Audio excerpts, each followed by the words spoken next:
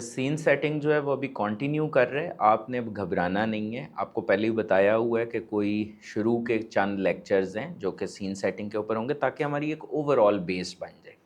अच्छा, हमने जो सेकंड लास्ट सेशन था उसमें कुछ एक वर्ड सीखा और मैंने उसको इग्नोर कर दिया था उस time, and that was the word of audit risk. कि जी ऑडिटर, जब हम बात करते हैं कि ऑडिटर रीज़नेबल एश्योरेंस देता है तो that is a high level of assurance. और मैंने अश्योरेंस का वर्ड्स को कहा था कि ये कॉन्फिडेंस होता है। अश्योरेंस के वर्ड को कॉन्फिडेंस भी कहते हैं। तो reasonable assurance means high confidence level. अब हाई कॉन्फिडेंस लेवल तो है, लेकिन that is not equal to 100% confidence level. 100% confidence level या एब्सोल्यूट एश्योरेंस नहीं होती। मतलब फॉर एग्जांपल अगर मैं कह रहा हूँ रीजनेबल एश्योरेंस, तो मैं एक एग्जांपल, स्टैंडर्ड में कहीं नहीं ये चीज़ लिखी हुई, एग्जांपल के तौर पे कह रहा हूँ कि कॉन्फिडेंस लेवल इज़ 95%। तो अगर कॉन्फिडेंस लेवल 95% है और टोटल कॉन्फिडेंस लेवल कितना मैक्सिमम हो सकता है, 100%। तो ये जो रिमेनिंग 5% की बैलेंसिंग फिगर है ना, this is basically audit risk. अच्छा, आप समझ रहे होंगे कि आज की क्लास में हम ऑडिट रिस्क पढ़ेंगे, लेकिन हम ऑडिट रिस्क नहीं पढ़ेंगे। क्योंकि ऑडिट रिस्क को पढ़ने के लिए there are two words that you need to understand. दो वर्ड्स हैं जिनको जब तक आप अंडरस्टैंड नहीं करेंगे तब तक आपका कॉन्सेप्ट ऑडिट रिस्क का क्लियर नहीं होगा। तो मैं पढ़ाना तो आपको आज ऑडिट रिस्क ही आज के सेशन में चाहता था, लेकिन ऑडिट रिस्क को पढ़ने के लिए देर आर टू वर्ड्स और देर आर टू टर्मिनोलॉजीज और देर आर टू जार्गन्स जो आपको समझने की ज़रूरत है। सबसे पहला जार्गन जो आपको समझने की ज़रूरत है, मतलब हम क्या पढ़ रहे हैं, दो कॉन्सेप्ट्स जो कि ऑडिट रिस्क को समझने के लिए ज़रूरी है। क्योंकि जब ऑडिट रिस्क का कॉन्सेप्ट मैं आपको पढ़ाऊंगा तो मैं इस वर्ड को भी इस्तेमाल करूंगा जिसको क्या बोलते हैं, कंट्रोल्स, और इस वर्ड को भी इस्तेमाल करूंगा जिसको बोलते हैं असर्शंस। अच्छा, कंट्रोल्स का वर्ड आपके लिए कोई टोटली न्यू वर्ड नहीं है। अगर आपको याद हो तो जो ऑडिटर की जिम्मेदारी नंबर 2 थी, सॉरी मैनेजमेंट की जो रिस्पॉन्सिबिलिटी नंबर 2 थी, ये रिस्पॉन्सिबिलिटीज़ कहाँ पे लिखी है, सीन सेटिंग के नो हैंड आउट में। तो वहाँ पर जो मैनेजमेंट की रिस्पॉन्सिबिलिटी नंबर 2 थी वो क्या थी, बल्कि रिस्पॉन्सिबिलिटी नंबर 1 क्या थी, कि जी मैनेजमेंट की जिम्मेदारी है फाइनेंशियल स्टेटमेंट्स बनाना जो कि IFRS के बराबर हों या एप्लीकेबल फाइनेंशियल रिपोर्टिंग फ्रेमवर्क के बराबर हों, मतलब फ्री फ्रॉम मटेरियल में स्टेटमेंट्स हों। और रिस्पॉन्सिबिलिटी नंबर 2 जो थी ना मैनेजमेंट की, वो इफेक्टिवली इसी जिम्मेदारी को पूरी करने के लिए थी। मतलब ये कि मैनेजमेंट की जिम्मेदारी थी कंट्रोल्स बनाना, मैनेजमेंट की जिम्मेदारी थी ऐसे कंट्रोल्स बनाना कि जिसके थ्रू ये इंश्योर किया जा सके कि फाइनेंशियल स्टेटमेंट्स और IFRS आपस में बराबर हैं।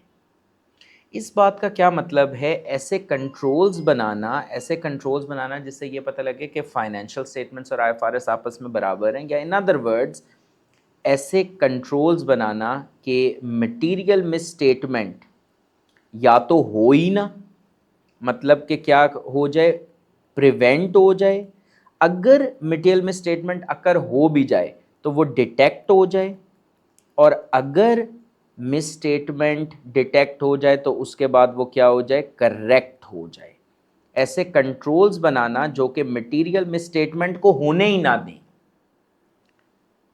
ऐसे कंट्रोल्स बनाना जो कि अगर मटेरियल मिस स्टेटमेंट अगर हो भी जाए तो उसको क्या कर लें, डिटेक्ट कर लें, और डिटेक्ट करने के बाद क्या कर लें, करेक्ट कर लें। अच्छा, कंट्रोल्स का जो वर्ड है ना, वो कोई आपने पहली दफ़ा नहीं ज़िंदगी में सुना। फॉर एग्ज़ाम्पल, जब आपके पास कैश ज़्यादा होती है तो आपको हमेशा बताया जाता है कि भाई कैश को खुला मत रखें, बल्कि उसको लॉकर में रखें। बल्कि बहुत ही ज़्यादा कैश है तो उसको कहाँ पर रखें, बैंक में रखें, घर में रखें ही ना। तो ये जो लॉकर में कैश को रखना, बैंक को कैश को बैंक के अंदर रखना, these are all examples of internal controls. लोगों ने घरों में सीसीटीवी कैमरास लगाए हुए हैं ताकि चोरी ना हो, या चोरी हो तो चोर पकड़ा जाए। तो ये जो सीसीटीवी कैमरा है, this is an example of a control. Banks के बाहर सिक्योरिटी गार्ड्स होते हैं। एटीएम मशीन जो होती है, अगर आप देखें तो जब आप एटीएम से पैसे निकलवाने जाते हैं तो वो जो लोकेशन है उसको आपने उधर इंस्ट्रक्शंस पढ़ी होंगी, वो कहता है कि एटीएम बूथ को लॉक कर लें पहले, पैसे निकलवाने से पहले। ये जो एटीएम को बूथ है, उधर जो उसको लॉक करने की इंस्ट्रक्शन है, जो उधर लॉक करने की इंस्ट्रक्शन है, that is an example of a control. That is an example of a control. आपको अक्सर बैंक से मैसेजेस आते रहते हैं, अगर आप इंटरनेट बैंकिंग कर रहे हैं, ऑनलाइन बैंकिंग चैनल्स यूज़ करें, कि अपना यूज़र आईडी पासवर्ड किसी को नहीं बताना। ये जो बैंक आपको मैसेज कर रहे हैं, this is basically an example of control, ताकि आप फाइनेंशियल लॉस से बच सकें। तो कंट्रोल्स क्या हुए? बेसिकली कंट्रोल्स होते हैं वो तमाम पॉलिसीज़ प्रोसीजर्स। कंट्रोल्स क्या होते हैं? वो तमाम पॉलिसीज़ प्रोसीजर्स जो कि कौन बनाता है, या तो मैनेजमेंट बनाएगी या टीसीडब्ल्यूजी बनाएंगे। कौन बनाएंगे? मैनेजमेंट बनाएगी या टीसीडब्ल्यूजी बनाएंगे। और इन पॉलिसीज़ प्रोसीजर्स के ऑब्जेक्टिव्स क्या होते हैं? इन पॉलिसी प्रोसीजर्स के 3 ऑब्जेक्टिव्स हो सकते हैं। ऑब्जेक्टिव नंबर 1, इन पॉलिसीज प्रोसीजर से 3 ऑब्जेक्टिव्स अचीव करने की कोशिश की जाती है। पहला ऑब्जेक्टिव, रिलायबल फाइनेंशियल स्टेटमेंट्स, के फाइनेंशियल स्टेटमेंट्स रिलायबल हों। दूसरा ऑब्जेक्टिव क्या होता है? Efficient and effective operations. तीसरा ऑब्जेक्टिव क्या है? तीसरा ऑब्जेक्टिव क्या है? तीसरा ऑब्जेक्टिव है compliance with laws regulations. Compliance with laws regulations. वो तमाम पॉलिसीज प्रोसीजर्स, ऑर्गेनाइजेशन में ऐसे तमाम पॉलिसीज प्रोसीजर्स जो इसमें से किसी मकसद को अचीव करने के लिए बनाए जाएं, उन पॉलिसीज प्रोसीजर्स को क्या बोलते हैं? उन पॉलिसीज को प्रोसीजर्स को बोलते हैं कंट्रोल्स। मिसाल के तौर पे सबसे पहला, रिलायबल फाइनेंशियल स्टेटमेंट्स। पहले हमें इस ऑब्जेक्टिव को, अच्छा एक चीज याद रखनी है, ये नहीं कभी ब्लंडर करना कि जी कंट्रोल्स ऑडिटर बनाता है। नहीं, कंट्रोल्स बनाना किसकी जिम्मेदारी है? मैनेजमेंट टीसीडब्ल्यूजी की जिम्मेदारी है। और ज़रा दिमाग पे ज़ोर डालें, पिछले लेक्चर में जो मैंने आपको ऑडिट रिपोर्ट पढ़वाई थी उसमें याद नहीं है, जो मैनेजमेंट रिस्पॉन्सिबिलिटीज़ का सेक्शन था उसके अंदर ये रिस्पॉन्सिबिलिटी मेंशन थी कि मैनेजमेंट ने ऐसे इंटरनल कंट्रोल्स बनाने हैं जो कि हेल्प कर सके इन इंश्योरिंग के FS free from material misstatements. FS मतलब फाइनेंशियल स्टेटमेंट्स। तो जब मैं बात करता हूँ ना कि फाइनेंशियल स्टेटमेंट्स रिलायबल हों, तो इन अदर वर्ड्स मैं ये कह रहा हूँ कि financial statements free from material misstatement हो। एमएम मतलब material misstatement. Financial statement free from material misstatement हो। अच्छा, ये चीज़ कैसे इंश्योर की जाएगी? किस किस्म की पॉलिसीज प्रोसीजर्स बनाई जाए? फॉर एग्जाम्पल मैं एक मल्टीनेशनल कंपनी में जॉब करता था और वहाँ पर मेरा जो डिपार्टमेंट था, I was working for the accounts department, और फाइनेंशियल स्टेटमेंट्स बनाना मेरी जिम्मेदारी थी। तो एनुअली एनुअली क्या होता था कि कंपनी मुझे भेजती थी एक ट्रेनिंग के ऊपर। कंपनी मुझे भेजती थी एक अदद ट्रेनिंग के ऊपर, और वो ट्रेनिंग किस टॉपिक पे होती थी? वो ट्रेनिंग होती थी आईएफआरएस के ऊपर। वो किस टॉपिक पे ट्रेनिंग होती थी? आईएफआरएस के ऊपर। आपके ख्याल में मुझे वो ट्रेनिंग क्यों करवाई जाती होगी? so that I am able to produce financial statements, I am able to prepare financial statements जो कि फ्री फ्रॉम मटेरियल मिसस्टेटमेंट्स हों, ताकि जो फाइनेंशियल स्टेटमेंट्स मैं बनाऊं वो आईएफआरएस के बराबर। अगर मेरी ट्रेनिंग होगी, मेरी knowledge about the IFRS update होगी, तो ही मैं एक्यूरेट फाइनेंशियल स्टेटमेंट्स बना सकूंगा ना। So training is one example of a policy और प्रोसीजर जिसके थ्रू रिलायबल फाइनेंशियल स्टेटमेंट्स बनाई जा सकती हैं। This is one example. फिर फॉर एग्जाम्पल कोई कॉम्प्लेक्स या वन ऑफ किस्म की ट्रांजैक्शन अगर होती थी, से फॉर एग्जाम्पल मैंने इम्पेयरमेंट रिव्यू किया, एक कैलकुलेशन की जिसमें मैंने रिकवरेबल अमाउंट कैलकुलेट की, जिसमें मैंने रिकवरेबल अमाउंट क्या होती है, higher of value in use and fair value less cost to sell. तो मैं वैल्यू इन यूज़ की फॉर एग्जांपल कैलकुलेशन करता था। तो अगर मैंने वो प्रिपेयर की है, अब ज़रा समझिएगा, बात पे फोकस कीजिएगा कि अगर वो कैलकुलेशन मैंने प्रिपेयर की है कंपनी में, तो कोई सेकंड पर्सन होता था, प्रिपेयरर इज़ वन पर्सन, कोई सेकंड पर्सन होता था जो उसको रिव्यू करता था, कोई थर्ड पर्सन होता था जो उसको अप्रूव करता था। सो प्रिपेयरर फर्क, रिव्यूअर फर्क, अप्रूवर फर्क।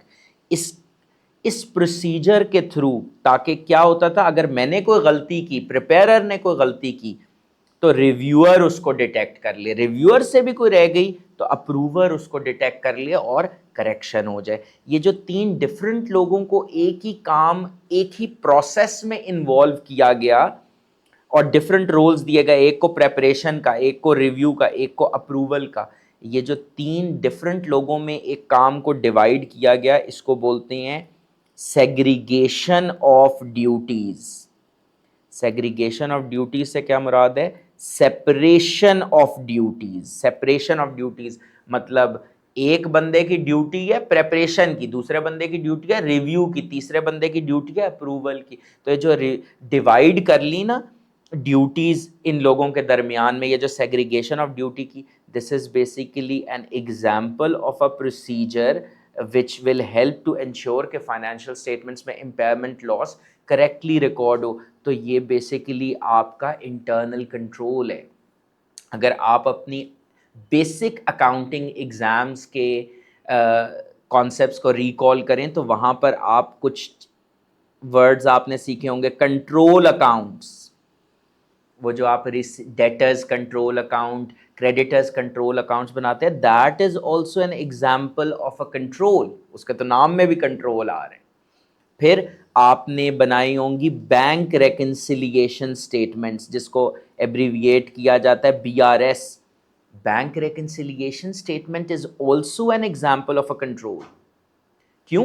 क्योंकि बैंक रेकन्सिलिएशन स्टेटमेंट में, just to clarify what does a bank reconciliation statement looks like, तो बैंक रेकन्सिलिएशन स्टेटमेंट की शक्ल कुछ इस तरह की होती है कि there is this balance as per bank statement, there is reconciling items जैसे कि अनप्रेजेंटेड चेक्स, अनक्रेडिटेड चेक्स, और फिर there is balance as per cash book. तो आप बेसिकली क्या कर रहे होती हैं, अच्छा ये मैं बहुत डिटेल में समझाऊंगा कि balance as per bank statement क्या होता है, रेकन्साइलिंग आइटम्स क्या होता है, cash book. Cash book is basically your T account. Bank statement का जो बैलेंस है कि बैंक के रिकॉर्ड्स के मुताबिक आपके पास कितना बैलेंस है। अगर ये दोनों नंबर्स आपस में मैच नहीं कर रहे तो there could be some genuine differences, कोई अनप्रेजेंटेड चेक्स, अनक्रेडिटेड चेक्स हो सकते हैं। ये क्या होते हैं ये भी मैं आपको सिखाऊंगा as we will progress in the course. लेकिन इनमें डिफरेंस का एक रीज़न एरर या फ्रॉड भी हो सकता है। तो जब आपने बैंक रेकन्सिलिएशन स्टेटमेंट बनाई और आपको कोई जेन्युइन रीज़न नहीं मिल रहा, तो फिर आप कहेंगे कोई एरर या फ्रॉड तो नहीं है। तो बैंक रेकन्सिलिएशन स्टेटमेंट का बनाना is a procedure, is an example of a control. और इसके थ्रू कौन सा ऑब्जेक्टिव अचीव हो रहा है, रिलायबल फाइनेंशियल रिपोर्टिंग का। इसके बाद efficient and effective operations, ऐसे मैनेजमेंट कुछ ऐसी पॉलिसीज प्रोसीजर्स बनाती है जिससे ऑपरेशंस की इफेक्टिवनेस और एफिशिएंसी बढ़ जाए। फॉर एग्जाम्पल मैं एक कंपनी हूं ABC लिमिटेड, और मेरी से फॉर एग्जाम्पल 100 ब्रांचेज हैं। ठीक है, 100 फैक्ट्रीज हैं फॉर एग्जाम्पल। अब मैंने हर फैक्ट्री के लिए रॉ मटेरियल जो है वो मैंने हर फैक्ट्री के लिए खरीदना है। अब एक तरीका यह है कि हर फैक्ट्री अपना रॉ मटेरियल सेपरेटली ऑर्डर करे, लेकिन कंपनी ने क्या कहा, नहीं, हमें एक प्रोसीजर कंपनी ने बनाया। कंपनी ने क्या, मैनेजमेंट ने क्या प्रोसीजर बनाया, उन्होंने कहा कि भाई तमाम फैक्ट्रीज को जो रॉ मटेरियल की रिक्वायरमेंट है ना, वो भेजेंगी हेड ऑफिस पे। हेड ऑफिस एक कंसोलिडेटेड ऑर्डर प्लेस करेगा सप्लायर के पास।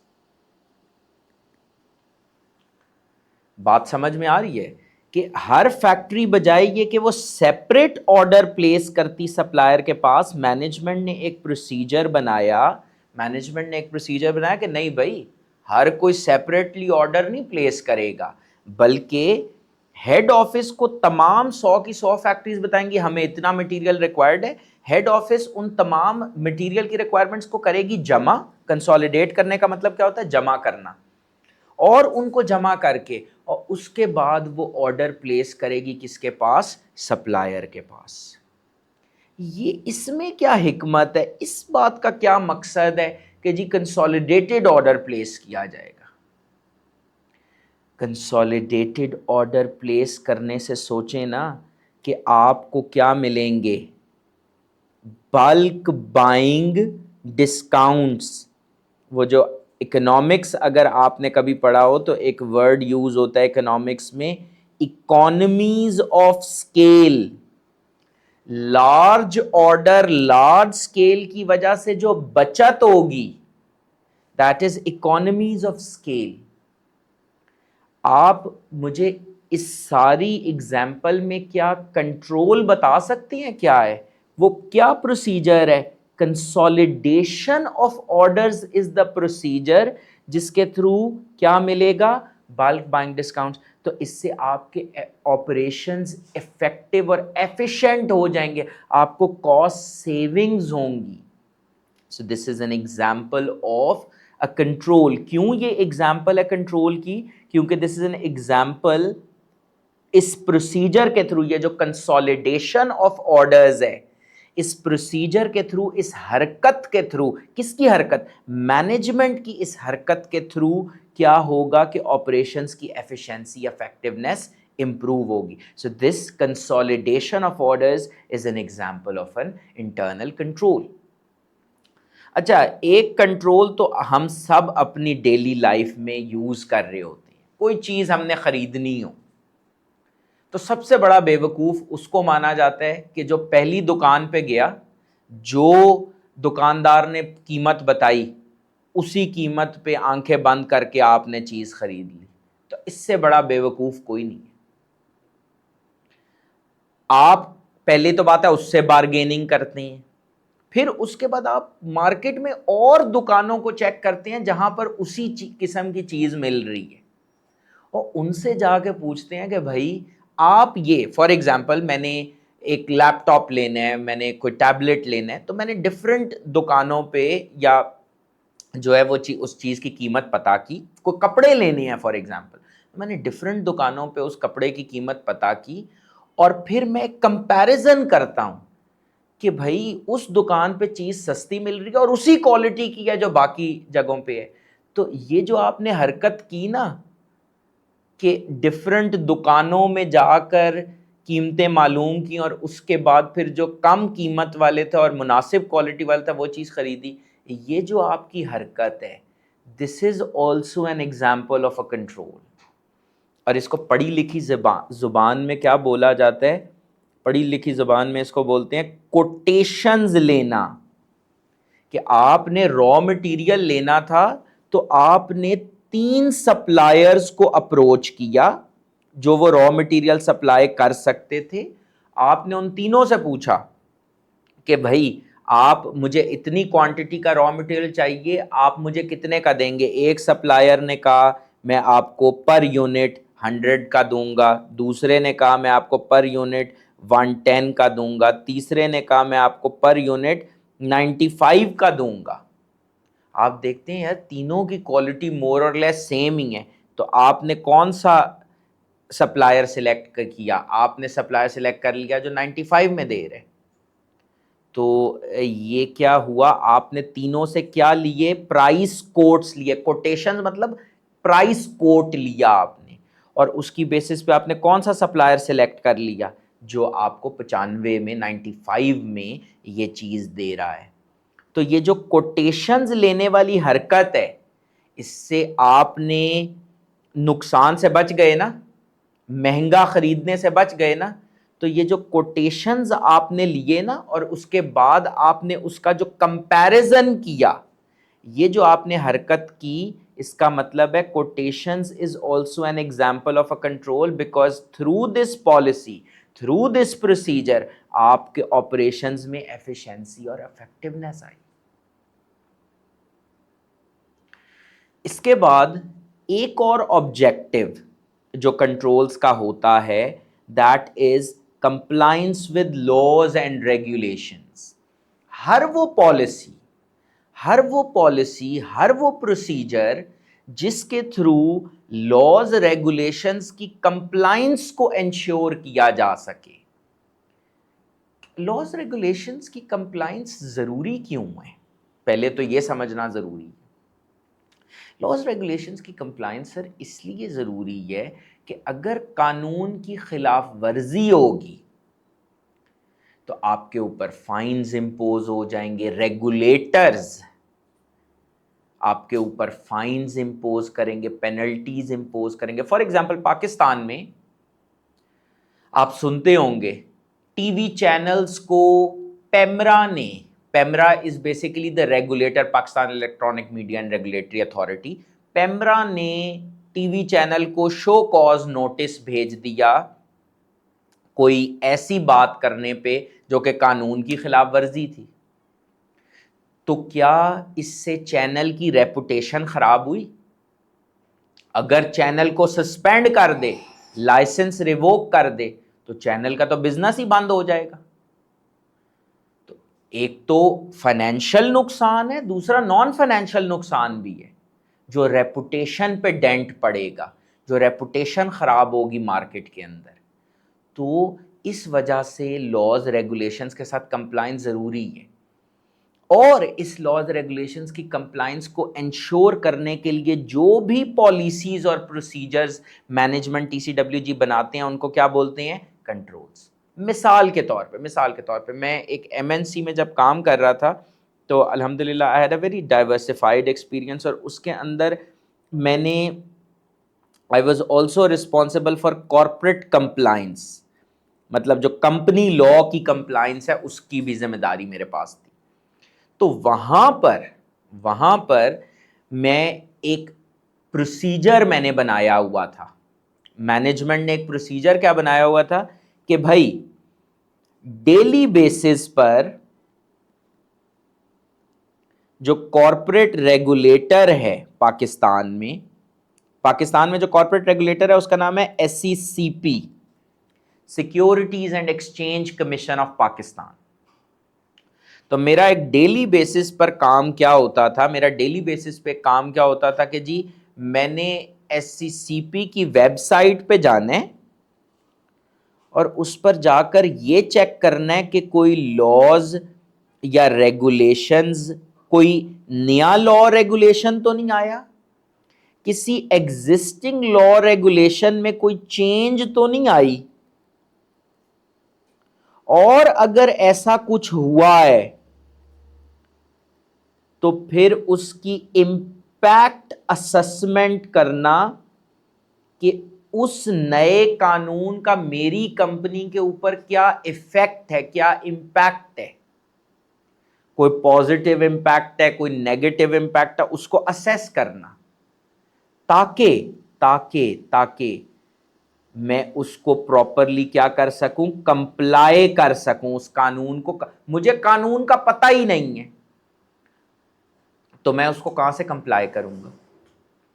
तो ये जो मेरी हरकत थी ना डेली बेसिस पर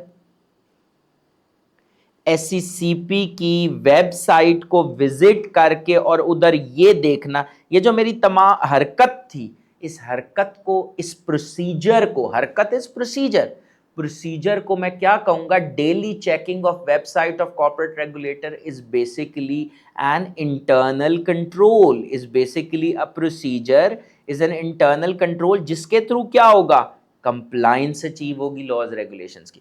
अगर कोई कॉम्प्लेक्स लॉ है, अगर कोई कॉम्प्लेक्स लॉ या रेगुलेशन मुझे आइडेंटिफाई होता था, कोई कॉम्प्लेक्स लॉ या रेगुलेशन आइडेंटिफाई होता था, तो मैं उस मैटर को रेफर करता था to the in house legal counsel, मैं उस मैटर को रेफर करता था to the external legal counsel. ये जो मेरी हरकत है ना, रेफर करने की मैटर को to the in house legal counsel और the external legal counsel, this is also an example of an internal control. In house legal counsel fancy word है, मतलब ये कि कंपनी के अंदर जो लीगल डिपार्टमेंट है, कंपनी का जो अंदर एक वकील बैठा हुआ है, that is in house legal council. तो अगर इन हाउस लीगल काउंसिल है, कंपनी के अंदर बैठा हुआ वकील, तो एक्सटर्नल लीगल काउंसिल क्या होगा, एक्सटर्नल आउटसाइड कंपनी कोई बेहतर वकील है, आप उसको मैटर रेफर कर दें depending upon the complexity of the matter. तो आई होप आपको कहानी थोड़ी बहुत समझ में आई कि कंट्रोल्स क्या है। कंट्रोल्स हैं वो तमाम पॉलिसीज प्रोसीजर्स जो कि मैनेजमेंट TCWG बनाती है ताकि financial reporting, financial statements reliable हो, ऑपरेशंस एफिशिएंट इफेक्टिव हो और लॉज एंड रेगुलेशंस की कंप्लायंस हो। तो ये कहा जा सकता है कि कंट्रोल्स का के 3 प्रॉन्ग ऑब्जेक्टिव हैं। एक ऑब्जेक्टिव का फोकस फाइनेंशियल है, एक ऑब्जेक्टिव का फोकस ऑपरेशंस है और एक ऑब्जेक्टिव का फोकस कंप्लायंस है। I hope I am making some sense. मैंने शायद आपको लास्ट सेशन में, लास्ट क्लास में एग्जांपल भी दी थी, बारिश हो रही है तो छतरी लेके जाना, इट्स एन इंटरनल कंट्रोल, ताकि बारिश आपको इफेक्ट ना करे।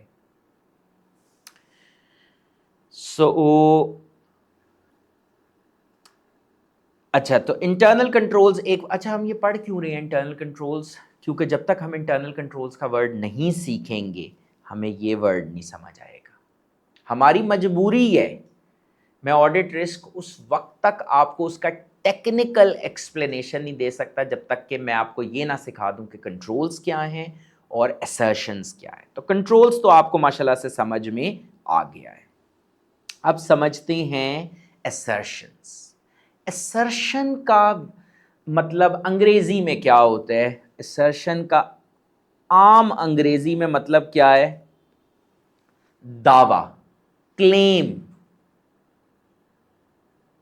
मैं क्लेम करूं, जब भी मैं कोई क्लेम करता हूं ना, तो उसका जरा पढ़ा लिखा वर्ड असर्शन है। ठीक है, अच्छा अब ये क्या, पढ़ हम ऑडिट रहे हैं और हम दावों की बातें कर रहे हैं। समझते हैं मैनेजमेंट फाइनेंशियल स्टेटमेंट्स बनाते हुए एक दावा करती है। मैनेजमेंट फाइनेंशियल स्टेटमेंट्स बनाते हुए मैनेजमेंट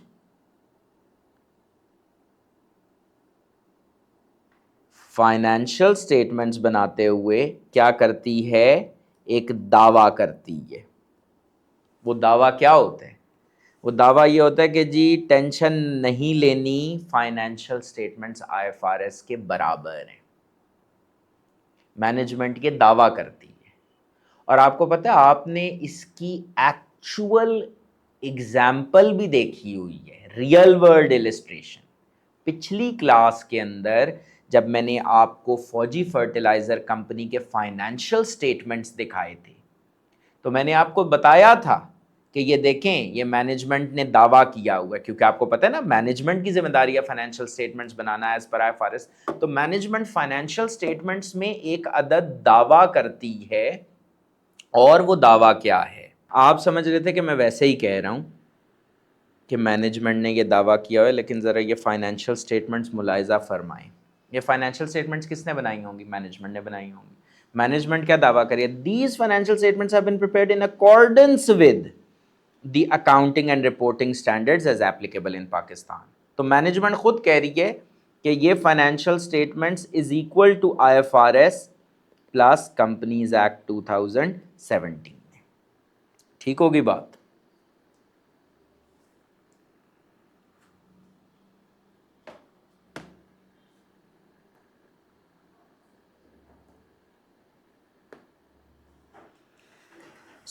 अब मैनेजमेंट ने ना ये एक अदद, ये जो मैनेजमेंट ने कहा ना कि financial statements is equal to IFRS, ये बेसिकली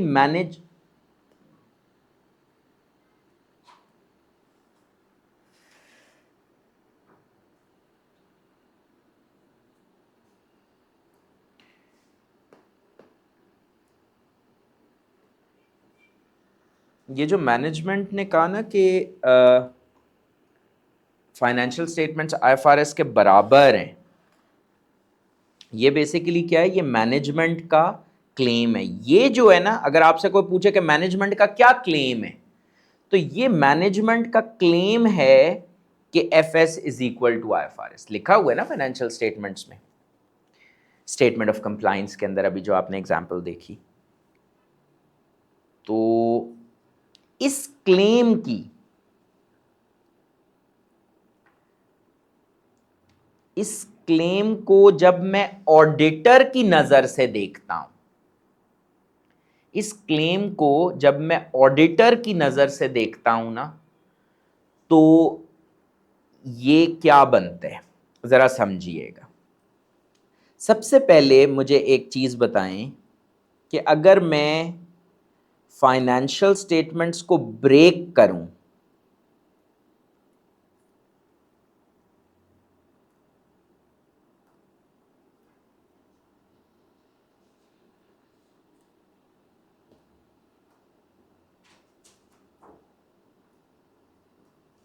तो आप अग्री करते हैं कि फाइनेंशियल स्टेटमेंट्स में एक अदद है आपके पास statement of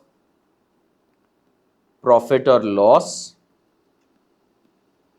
and other comprehensive income, दूसरा है स्टेटमेंट ऑफ फाइनेंशियल पोजीशन। एक, दो। इसके बाद आपके पास जो तीसरी चीज है वो क्या है, स्टेटमेंट ऑफ कैश फ्लोज। जो चौथी चीज है वो क्या है, statement of changes in equity. और पांचवी चीज क्या है, notes to the financial statements including material accounting policy information. अच्छा, इसको मैंने अलग लिखा, इसको मैंने अलग लिखा, लेकिन इनको मैंने एक ही ब्लॉक में कर दिया। इसका एक लॉजिक है। इसको मैंने अलग इसलिए लिखा कि स्टेटमेंट ऑफ प्रॉफिट और लॉस में जो आइटम्स हैं वो क्या आ रहे हैं आपके पास, income, expenses. Statement of financial position में क्या यही आइटम्स आ रहे हैं? नहीं, स्टेटमेंट ऑफ फाइनेंशियल पोजीशन में कुछ डिफरेंट आइटम्स आ रहे हैं। क्या आ रहे हैं? एसेट्स, लायबिलिटीज और इक्विटी। स्टेटमेंट ऑफ प्रॉफिट और लॉस है फॉर द ईयर, और ये नंबर्स हैं balances as at year end. ठीक हो गई बात। अच्छा, ये जो 3, 4, 5 है ना, ये कोई यूनिक चीज नहीं है, ये इन्हीं में से किसी चीज की मजीद तफसीलात हैं। मिसाल के तौर पे आपके पास स्टेटमेंट ऑफ फाइनेंशियल पोजीशन में आ रहे cash and bank balances. Assets की साइड पे आपके पास एक कैश एंड बैंक बैलेंसेस आ रहे होते हैं, जो स्टेटमेंट ऑफ कैश फ्लोज है वो उसी की तो डिस्क्रिप्शन है, उसी की तो एक डिटेल्ड मूवमेंट है।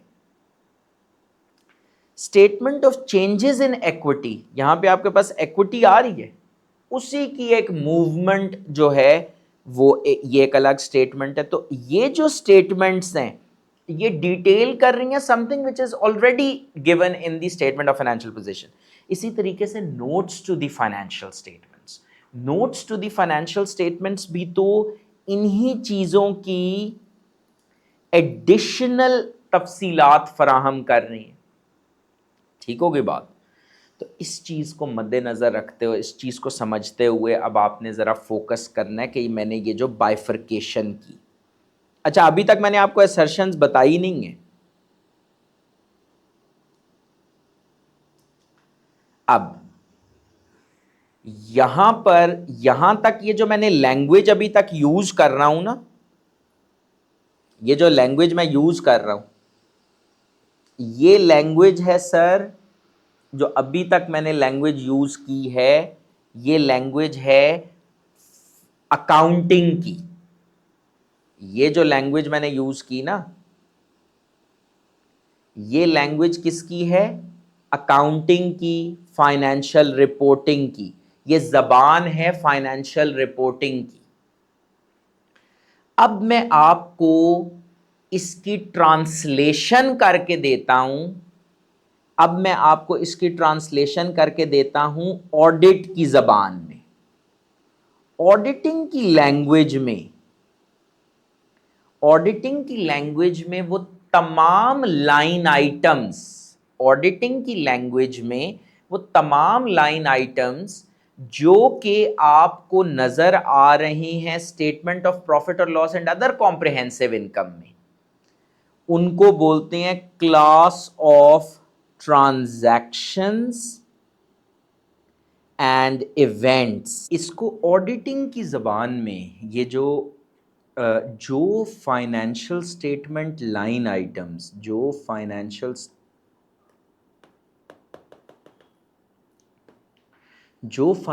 Statement line items, financial statement line items आपके स्टेटमेंट ऑफ प्रॉफिट और loss and other comprehensive income में आते हैं, उनको ऑडिटिंग की ज़बान में क्या बोलते हैं? Class of transactions and events. जो फाइनेंशियल स्टेटमेंट लाइन आइटम्स आपके स्टेटमेंट ऑफ फाइनेंशियल पोजीशन या बैलेंस शीट में आ रहे होते हैं, उनको ऑडिटिंग की ज़बान में क्या बोलते हैं? Account balances. और जो ये statement of cash flow, statement of changes in equity और notes to the financial statements हैं, इनको अकाउंटिंग में भी और ऑडिटिंग की ज़बान में भी क्या बोलते हैं? डिस्क्लोजर्स। ये बेसिकली अकाउंटिंग की ज़बान को मैंने ट्रांसलेट किया ऑडिटिंग लैंग्वेज में। इसका मतलब क्या है? रेवेन्यू स्टेटमेंट ऑफ प्रॉफिट और लॉस का आइटम है या स्टेटमेंट ऑफ फाइनेंशियल पोजीशन का? Revenue is an item of statement of profit और लॉस। तो revenue is an example of a class of transaction. Revenue is an example of a class of transaction. Other income या administrative expenses for example is an example of a class of transaction. So every line item जो कि statement of comprehensive income में आ रहा है वो basically example है class of transaction and event की। अच्छा, जो चीज़ें आपकी statement of financial position में आ रही हैं, मसलन assets, मसलन liabilities, मसलन equity, ये तमाम एग्जाम्पल्स हैं अकाउंट बैलेंसेस की। मिसाल के तौर पे क्या मैं कह सकता हूँ कि PPE is an example of an account balance? मैं बिल्कुल कह सकता हूँ, बिकॉज वो नॉन करंट एसेट है। क्या मैं कह सकता हूँ कि receivables is an example of an account balance? बिल्कुल लाइबिलिटीज़ में आ रहा होता है। क्या मैं कह सकता हूँ payables is an example of an account balance? बिल्कुल कह सकता हूँ। तो आई होप कि आपको ये बात समझ में आ गई कि क्लास ऑफ ट्रांजैक्शंस क्या हैं, अकाउंट बैलेंसेस क्या हैं। अच्छा, अभी तक मैंने आपको असर्शंस नहीं समझाया। असर्शंस में मैंने आपको एक मोटी बात समझाई, मैनेजमेंट ये दावा कर रही है कि फाइनेंशियल स्टेटमेंट्स और आईएफआरएस आपस में बराबर हैं, मतलब फाइनेंशियल स्टेटमेंट्स बिल्कुल आईएफआरएस के मुताबिक प्रिपेयर हुई हैं। ये मैनेजमेंट का क्लेम या मैनेजमेंट का दावा है। अच्छा, अब हम बात करते हैं, जब हमने ये बात की ना, ज़रा फोकस कीजिएगा इस डायग्राम के ऊपर।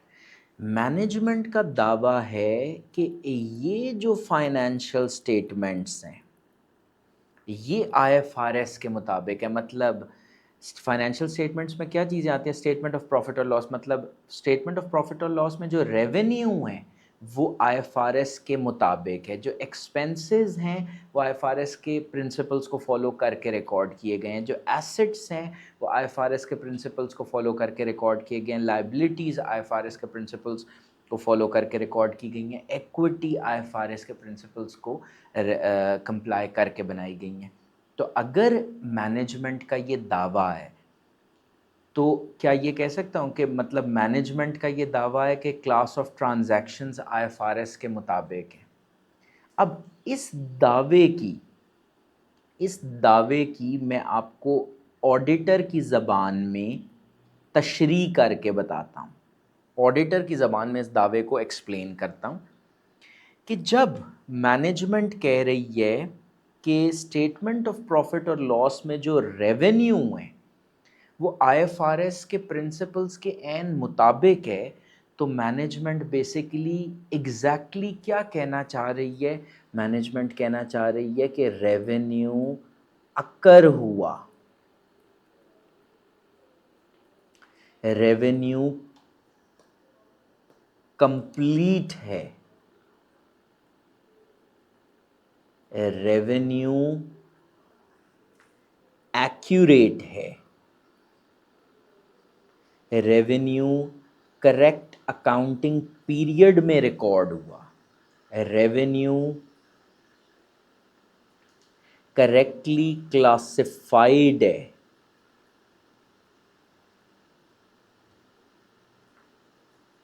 और रेवेन्यू से रिलेटेड जो डिस्क्लोजर्स हैं, जो प्रेजेंटेशन है वो भी दुरुस्त है।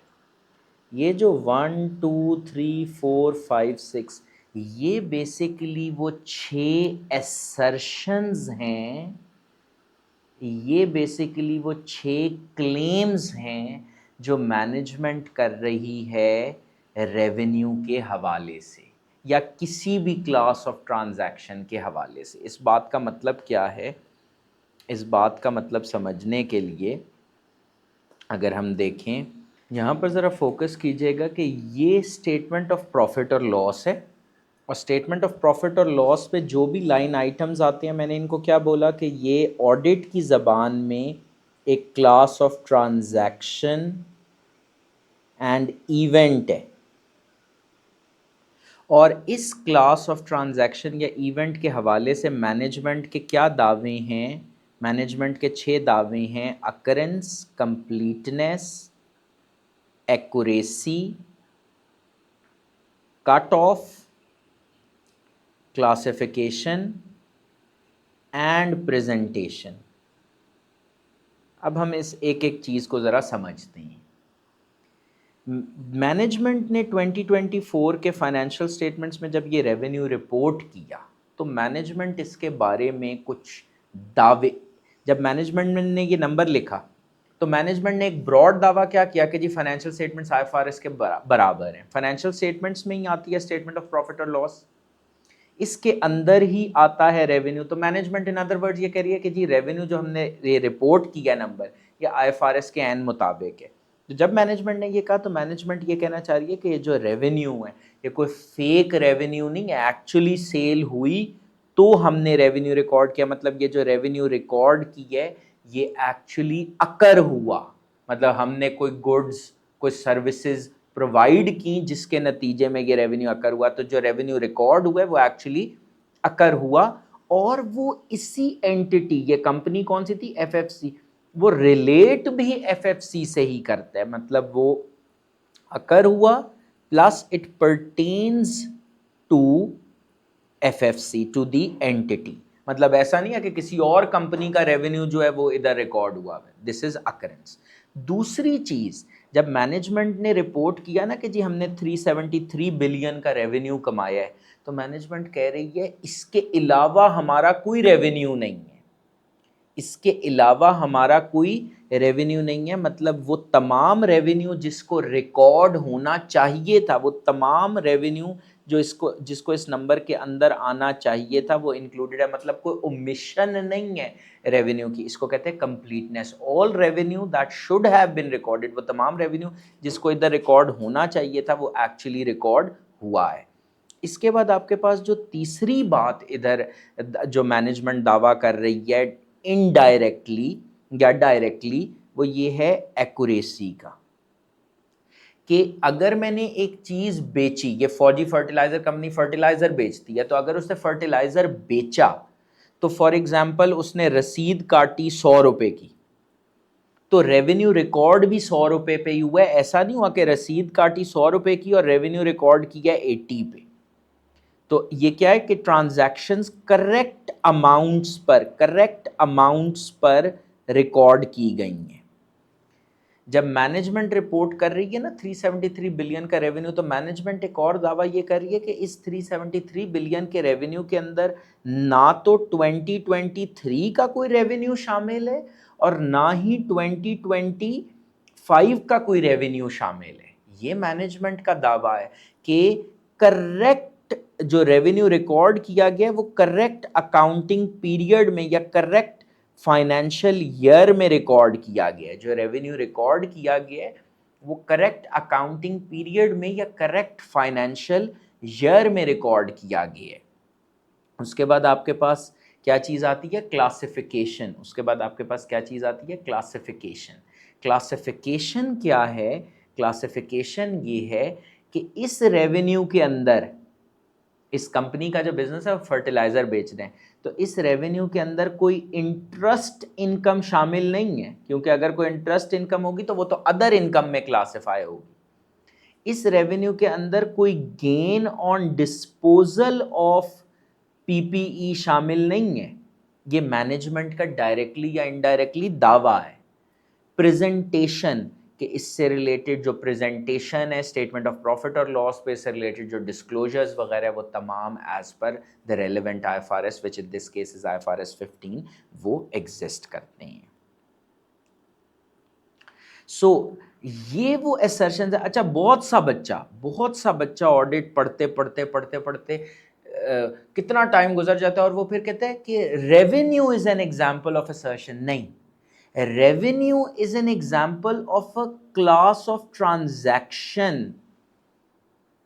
Occurrence is an example of an assertion related to this class of transaction.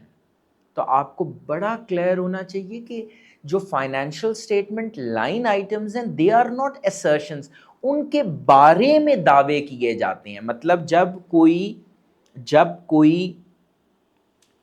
जो आपका यूजर ऑफ फाइनेंशियल स्टेटमेंट है या जो ऑडिटर है, जब वो ये फाइनेंशियल स्टेटमेंट्स देखता है ना, तो वो कहता है अच्छा मैनेजमेंट ये 6 दावे कर रही है इस रेवेन्यू के बारे में। तो I hope you are absolutely clear कि मैनेजमेंट के दावों से मेरी क्या मुराद है।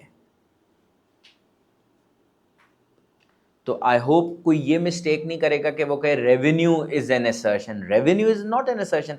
रेवेन्यू के हवाले से मैनेजमेंट के क्लेम्स या दावे हैं, ये बेसिकली मैनेजमेंट के क्लेम्स हैं या असर्शंस हैं with respect to revenue. Revenue is an example of a class of transaction. अच्छा जी, अब हम आते हैं स्टेटमेंट ऑफ फाइनेंशियल पोजीशन में। हमने कहा एसेट्स लायबिलिटीज इक्विटी है, और जो financial statement line items statement of financial position पर दिखते हैं, they are examples of account balances. वो एग्जाम्पल्स हैं अकाउंट बैलेंसेस की, जैसे कि पीपी, जैसे कि रिसीवेबल, जैसे कि पेएबल। फॉर एग्जाम्पल अगर मैं आपको यहाँ स्टेटमेंट ऑफ फाइनेंशियल पोजीशन पर लेके जाऊं तो ये आपको दिख रही है स्टेटमेंट ऑफ फाइनेंशियल पोजीशन। अब यहाँ पर ये जो जितने भी लाइन आइटम्स आ रहे हैं जिनको मैंने टिक लगाए हैं, these are all examples of account balances. ये तमाम क्या हैं? ये एग्जाम्पल्स हैं अकाउंट बैलेंसेस की। ये जितने भी आपको लाइन आइटम्स नजर आ रहे हैं, these are all examples of account balances. I hope you're clear on this. अच्छा, अब यहां पर आपने एक अदद पीपीई, यहां पे आपने एक अदद पीपीई देखा। मैनेजमेंट कहती है कि हमारे पास तो जी 58 बिलियन का पीपीई पड़ा हुआ है। तो जब मैनेजमेंट ने ये दावा किया ना कि 58 बिलियन का पीपीई पड़ा हुआ है, तो ऑडिटर इस दावे से क्या मतलब निकाल रहे हैं? ऑडिटर इस दावे से मतलब ये निकाल रहा है कि 58 बिलियन का पीपीई एक्चुअली एग्जिस्ट करता है। 58 बिलियन का पीपीई क्या करता है? एक्चुअली फिजिकली एग्जिस्ट करता है, मतलब मैं देख सकता हूं कि हाँ ये पीपीई इधर प्रेजेंट है। फिर उसके बाद दूसरा दावा जो इधर ढके छुपे अंदाज में हो रहा है वो ये, इसके अलावा, इस 58 बिलियन के अलावा और कोई पीपीई नहीं है। मतलब वो तमाम पीपीई जिसको रिकॉर्ड होना चाहिए था, वो तमाम पीपीई रिकॉर्ड हुआ। ये 58 बिलियन के नंबर में कोई ओमिशन नहीं है। फिर एक बड़ी इंपॉर्टेंट असर्शन है राइट्स एंड ऑब्लिगेशन। आप समझ गए होंगे कि राइट्स का वर्ड यूज होता है एसेट्स के लिए, ऑब्लिगेशन का वर्ड यूज होता है लायबिलिटीज के लिए। राइट्स का वर्ड यूज होता है एसेट्स के लिए, ऑब्लिगेशन का वर्ड यूज होता है लायबिलिटीज के लिए। पीपी क्या है, एसेट या liability? PP is an example of an asset. तो राइट का मतलब क्या है कि मैनेजमेंट जब रिपोर्ट कर रही है ना 58 बिलियन का पीपी, तो मैनेजमेंट ये कहना चाह रही है कि हमारा इस 58 बिलियन की वैल्यू के एसेट्स के ऊपर क्या है? कंट्रोल है। अच्छा, यहां पर एक वर्ड पे फोकस कीजिएगा, मैंने कंट्रोल का है, ओनरशिप नहीं का। क्योंकि जो एसेट्स अंडर लीज लिए जाते हैं वो भी तो उनको भी तो रिकॉर्ड किया जाता है एज एसेट, हालांकि आपकी लीगल ओनरशिप नहीं है उन एसेट्स की। तो राइट्स की कभी भी डेफिनेशन अगर आपसे पूछ ली जाए, आपने कहना है कंट्रोल ओवर द एसेट्स। इसको आपने ओनरशिप के वर्ड से कंफ्यूज नहीं करना। और ये चीज बिल्कुल रेकंसाइल होती है एसेट की डेफिनेशन से। एसेट की डेफिनेशन क्या है? Resource controlled by the entity. Resource controlled by the entity, owned by the entity का वर्ड नहीं है। फिर उसके बाद मैनेजमेंट का एक और दावा जो इस 58 बिलियन के हवाले से है, that is accuracy valuation and allocation. वही एक्यूरेसी से मिलती जुलती चीज, एक्यूरेसी वैल्यूएशन एंड एलोकेशन। ठीक है, इसका क्या मतलब है कि जो एडिशंस हुई ड्यूरिंग द ईयर इस पीपीई के नंबर में, वो करेक्ट अमाउंट्स पर हुई, एक्यूरेट अमाउंट्स पे हुई। ये जो क्लोजिंग बैलेंस है ये करेक्टली वैल्यूड है, इसमें से डिप्रिसिएशन, रिवैल्यूएशन की एडजस्टमेंट, कोई इम्पेयरमेंट लॉस, वो तमाम अप्रोप्रिएटली माइनस होके करेक्टली वैल्यूड है as per IFRS. And allocation, अगर कोई बोरोइंग कॉस्ट कैपिटलाइज होना चाहिए थी तो जितना पार्ट कैपिटलाइज होना चाहिए था और इस वैल्यू के अंदर एलोकेट होना चाहिए था। For example, total borrowing cost थी 100 की, जिसमें से 60 की अमाउंट कैपिटलाइज होनी चाहिए थी और 40 को एक्सपेंस आउट होना चाहिए था। तो इस 100 में से 60 को एलोकेट किया गया है यहां पर। देन क्लासिफिकेशन, कि ऐसा नहीं हुआ कि इस 58 बिलियन के अंदर कोई इनटेंजिबल एसेट शामिल नहीं है। ये भी मैनेजमेंट का दावा है, मैनेजमेंट का ये भी दावा है कि भाई इस 58 बिलियन के अंदर कोई इनटेंजिबल एसेट शामिल नहीं है। And the last assertion is presentation, कि भाई जो डिस्क्लोजर्स, जो इसको प्रेजेंट भी हमने एज नॉन करंट एसेट किया, करंट एसेट नहीं प्रेजेंट किया, इसको हमने डिस्क्लोजर्स भी इसके जो IAS 16 या जो भी रेलेवेंट अकाउंटिंग स्टैंडर्ड्स एप्लीकेबल हैं उसके तहत हमने अप्रोप्रिएटली इसको डिस्क्लोज भी की है। तो अकाउंट बैलेंसेस की अगर मैं असर्शंस इधर लिखूं तो क्या होंगी? Existence, completeness, accuracy, valuation and allocation,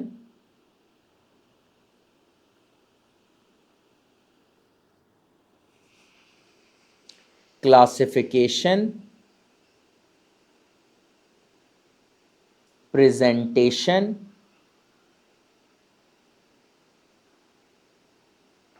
rights and obligations. यहां पर थोड़ा सा अगर आप दिमाग पे जोर डालें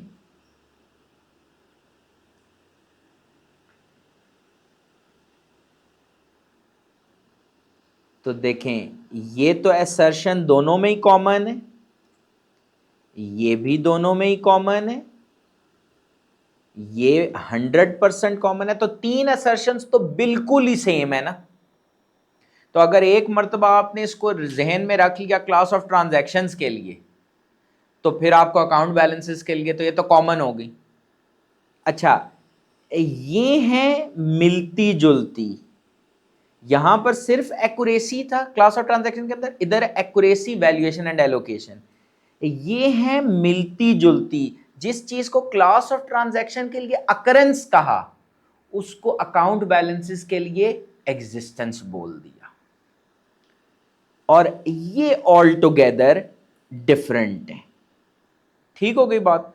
इस तरीके से आप इसको रिटेन करेंगे। अच्छा, यहां पर एक चीज मैं आपको बताता चलूं कि ये जो डिस्क्लोजर्स हैं इसकी क्या कोई अलग असर्शंस है? नहीं, स्टैंडर्ड ने ना इनको कंबाइन कर दिया, account balances and related disclosures, class of transactions and events and related disclosures, और उसको ये प्रेजेंटेशन वाली असर्शन में हमने किल कर दिया।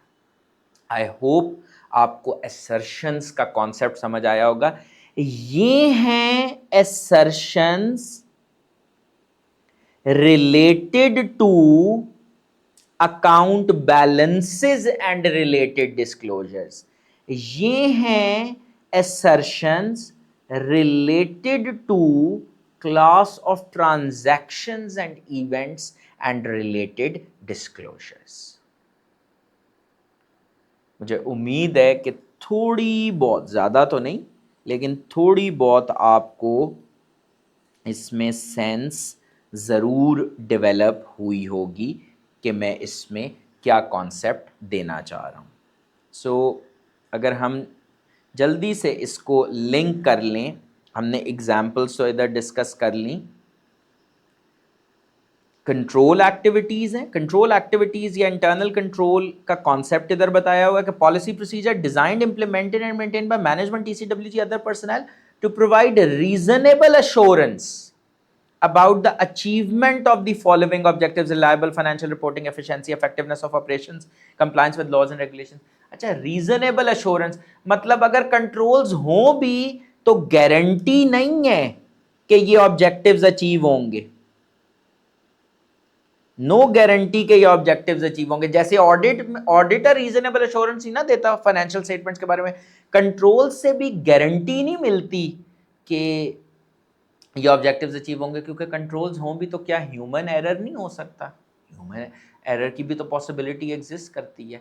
कंट्रोल्स हों, आपने सेग्रीगेशन ऑफ ड्यूटीज की, प्रिपेयरर फर्क है, रिव्यूअर फर्क है, अप्रूवर फर्क है, 3 डिफरेंट लोगों को एक टास्क में इन्वॉल्व किया, तीनों आपस में मिल गए, मिल के फ्रॉड कर लिया। अब आप अपनी तरफ से तसल्ली से ठंड प्रोग्राम बैठे हैं कि भाई हमने 3 डिफरेंट लोगों को लगाया है एक काम पे, लेकिन मसला क्या हुआ कि उन तीनों ने आपस में मिलकर क्या कर ली, कॉल्यूजन। कॉल्यूजन को कोई नहीं रोक सकता। कॉल्यूजन होता है गठजोड़, मतलब मिल के फ्रॉड कर लिया 3 लोगों ने।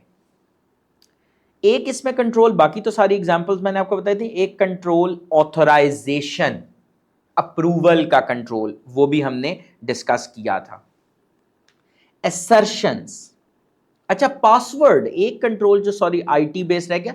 अभी ये मैं सारे कंट्रोल्स नहीं बताए भाई, अभी तो ये सीन स्टार्ट हुआ है, अभी तो सीन सेट कर रहे हैं ना। इन पे पूरे पूरे चैप्टर्स हैं इन टॉपिक्स के ऊपर, बहुत डिटेल से कवर करेंगे। ये कॉन्सेप्ट्स इतनी दफ़ा इस कोर्स में मैं आपको रिपीट कराऊंगा कि ये आपके दिमाग में इंशाल्लाह ताला फिक्स हो जाएंगे। पासवर्ड, आपके मोबाइल आपके लैपटॉप पे जो पासवर्ड है वो भी तो इंश्योर कर रहा है कि कोई आपके डेटे को करप्ट ना कर दे। सोचें आपका, आप ऑनलाइन बैंकिंग चैनल यूज कर रहे हैं, आपका पासवर्ड किसी और के हाथ लग जाए, वो इलीगल फंड ट्रांसफर कर सकता है। आपका लेजर था, फिक्स्ड एसेट्स का टी अकाउंट था, पासवर्ड आपने नहीं लगाया, कोई बंदा आके उधर नंबर्स को करप्ट कर सकता है। पेरोल मॉड्यूल, पेरोल मॉड्यूल होता है जहां से आपकी सैलरीज प्रोसेस होती हैं। अब किसी को पासवर्ड पता लग जाए उस सर का, वो जाके अपनी सैलरी के आगे 1 0 ऐड कर ले तो miss appropriation of assets, fraud, और उसकी वजह से फाइनेंशियल स्टेटमेंट्स मैनिपुलेट नहीं हो जाएंगी। तो इस वजह से पासवर्ड की बड़ी हिकमत है। हम इस कॉन्सेप्ट को बड़ी डिटेल में इंशाल्लाह आगे एक्सप्लोर करेंगे। अच्छा, असर्शंस क्या है? लूजली स्पीकिंग, मैंने कहा क्लेम्स है, पेपर में नहीं जाके आपने लिख के आना कि क्लेम्स हैं, ये समझाने के लिए भाई बात है। और किसके क्लेम्स हैं? मैनेजमेंट के। ये दावे मैनेजमेंट कहाँ कर रही होती है? फाइनेंशियल स्टेटमेंट्स के अंदर। मैंने आपको स्टेटमेंट ऑफ कंप्लायंस दिखाई थी। असर्शंस की, अच्छा अब ये बड़ी ही कोई कॉम्प्लिकेटेड किस्म की डेफिनेशन है, हौसला रखिएगा, घबराना नहीं है। ये तो आपको पता है एंड में मैं हलवा बना के दूंगा, तो आपने किसी चीज से घबराना नहीं है। हलवा बनाना चीजों को मेरा काम है। असर्शंस की डेफिनेशन क्या है? representations by management, explicit or otherwise, that are embodied in the financial statements as used by the auditor, अल्लाह माफ करे, to consider different types of potential misstatements that may occur। अब ये डेफिनेशन पढ़ के बंदे का बीपी लो हो जाता है, लेकिन इसको 4 टुकड़ों में, वही पुराना स्टाइल, 4 टुकड़ों में पहले इस डेफिनेशन को तोड़ेंगे, फिर पहले एक एक टुकड़े को समझेंगे, और फिर पूरे को जब रीड करेंगे और समझेंगे तो पता लगेगा कॉन्सेप्ट तो कुछ भी नहीं था।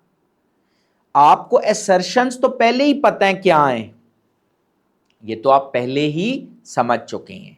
अब जरा फोकस कीजिएगा। रिप्रेजेंटेशंस बाय मैनेजमेंट, रिप्रेजेंट करने का मतलब क्या होता है? दावा करना, क्लेम करना।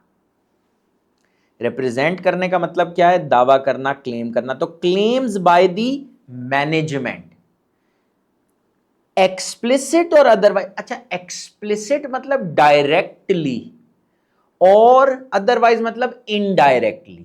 डायरेक्ट और indirect claims of the management का नाम है असर्शंस। ये क्लेम्स कहां पर होते हैं? ये क्लेम्स होते हैं फाइनेंशियल स्टेटमेंट्स के अंदर। और अच्छा, यहां पर ना ये बेसिकली जो पार्ट है, ये बेसिकली जो पार्ट है ना, ये वो जो हमारी डायग्राम थी, मैनेजमेंट, फाइनेंशियल स्टेटमेंट्स, आईएफआरएस, ये उस डायग्राम का है कि मैनेजमेंट का क्लेम होता है कि फाइनेंशियल स्टेटमेंट्स आईएफआरएस के मुताबिक है। अच्छा, जो अब अगला हिस्सा है 3 और 4, इन क्लेम्स को, ये वो क्लेम्स है ना, किसके क्लेम्स हैं? ये मैनेजमेंट के क्लेम्स हैं। कहां पर किए? फाइनेंशियल स्टेटमेंट्स में किए। इन क्लेम्स को ऑडिटर यूज करता है। to consider different types of potential misstatements. मतलब जब मैनेजमेंट फाइनेंशियल स्टेटमेंट्स में जब मैनेजमेंट की बनाई हुई फाइनेंशियल स्टेटमेंट्स ऑडिटर ने देखी ना, और उसमें ऑडिटर को नज़र आया कि जी 373 बिलियन का रेवेन्यू है, तो ऑडिटर कहते हैं कहीं ऐसा तो नहीं है कि इस 373 बिलियन में कोई ऐसा रेवेन्यू भी शामिल किया हो जो कि अकर ही नहीं हुआ। ऐसा तो नहीं है कि इस 373 बिलियन के रेवेन्यू में से कुछ मिसिंग हो गया, कुछ और भी रेवेन्यू था जो इस साल कमाया गया लेकिन इस साल रिपोर्ट नहीं किया, तो मतलब ऐसा तो नहीं है कि ये रेवेन्यू इनकम्प्लीट है, ये 373 बिलियन का नंबर इनकम्प्लीट है। कहीं ऐसा तो नहीं है कि सेल की थी 100 रुपए की, रसीद बनी 100 रुपए की, और इधर रिकॉर्ड किए 80 रुपए, इन एक्यूरेट अमाउंट्स तो नहीं रिकॉर्ड। कहीं ऐसा तो नहीं है कि ये 373 बिलियन के रेवेन्यू में कोई 2023 का नंबर शामिल है या कोई अगले फाइनेंशियल ईयर का नंबर शामिल है, ऐसा तो नहीं है। तो मतलब कट ऑफ, गलत अकाउंटिंग पीरियड, मतलब 2024 में 2023 या 2025 के नंबर्स तो नहीं रिकॉर्ड किए हुए। फिर कहीं ऐसा तो नहीं है कि इस नंबर के अंदर कोई मिस क्लासिफिकेशन है, पता लगे ये 373 बिलियन के नंबर में इंटरेस्ट इनकम भी रिकॉर्ड हुई हुई है, इस 373 बिलियन के नंबर में gain on disposal of fix assets भी रिकॉर्ड हुआ है। कहीं ऐसा तो नहीं है कि इससे रिलेटेड जो डिस्क्लोजर्स हैं या जो इसकी प्रेजेंटेशन है वही गलत हो। ये तमाम क्या हैं, ये तमाम ऑडिटर के माइंड में नेगेटिविटीज या रिस्क्स हैं, और अगर ये रिस्क्स हैं तो पोटेंशियली ये क्या रिप्रेजेंट करें, पोटेंशियल मिसस्टेटमेंट। अगर एक रेवेन्यू अकर ही नहीं हुआ और रिकॉर्ड हुआ है तो दिस इज अ मिसस्टेटमेंट। अगर एक रेवेन्यू रिकॉर्ड होना चाहिए था और नहीं रिकॉर्ड हुआ तो दिस इज अ मिसस्टेटमेंट। अगर एक रेवेन्यू 100 रुपए पे रिकॉर्ड हुआ है जबकि रिकॉर्ड 80 पे होना चाहिए था, दिस इज अ मिसस्टेटमेंट। अगर एक रेवेन्यू पिछले या अगले अकाउंटिंग ईयर से परटेन करता था और इस साल में रिकॉर्ड हो गया, दिस इज अ मिसस्टेटमेंट। अगर एक रेवेन्यू के अंदर इंटरेस्ट इनकम या gain on disposal of fix asset record हुआ है तो दिस इज अ मिसस्टेटमेंट। अगर रेवेन्यू के हवाले से जो डिस्क्लोजर्स और प्रेजेंटेशन है वो गलत है तो दिस इज अ मिसस्टेटमेंट। नहीं समझ आ रही बात? ये बेसिकली कहानी है कि ये जो असर्शंस हैं इनको कौन, इनका यूजर कौन है? इनका यूजर है ऑडिटर, और इन असर्शंस को ऑडिटर बेस बनाता है ये सोचने के लिए कि मिस स्टेटमेंट किस किस तरह हो सकती है। So this is all about controls and assertions. Now you are fully equipped to understand the technical meaning of audit risk. लेकिन मेरे ख्याल में अब आपकी भी बैटरी डाउन हो गई होगी, मेरी भी बैटरी डाउन हो गई है टू बी ऑनेस्ट, तो इसलिए इंशाल्लाह ताला नेक्स्ट क्लास में ऑडिट रिस्क पढ़ेंगे। Thank you very much for your patience, take good care, bye.